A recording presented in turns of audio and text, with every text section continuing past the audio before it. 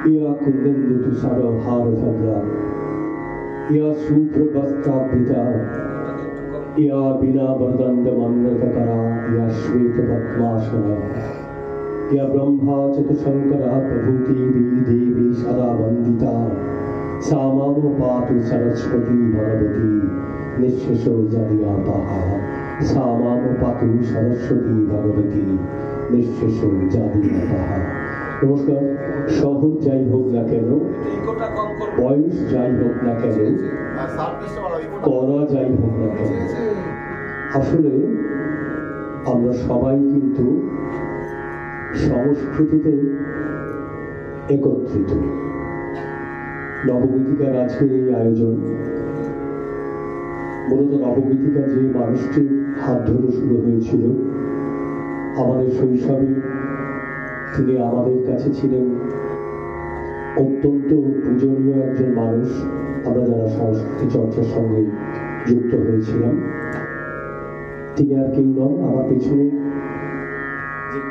ছবিটি রয়েছে সব্যসাচীর বাবা শম্ভুনাথ দাস, যাকে আমি ব্যক্তিগতভাবে শম্ভু কাকা বলতাম।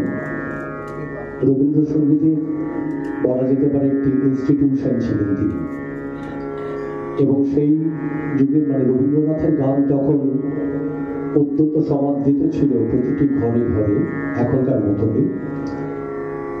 1954 সালে, যদিও তখন আমার জন্ম হয়নি, উনি অল বেঙ্গল মিউজিক কম্পিটিশনে রবীন্দ্রসঙ্গীতে ফার্স্ট হয়েছিলেন, এটুকু শুনেছিলাম ছোটবেলায়। এছাড়া আরো একটি বিষয় ছিল তার, উনি ছিলেন প্রখ্যাত রবীন্দ্রসঙ্গীত শিল্পী, কিংবদন্তি শিল্পী দেবব্রত বিশ্বাস, জর্জ বিশ্বাসের ছাত্র। এইটুকুই পরিচয়।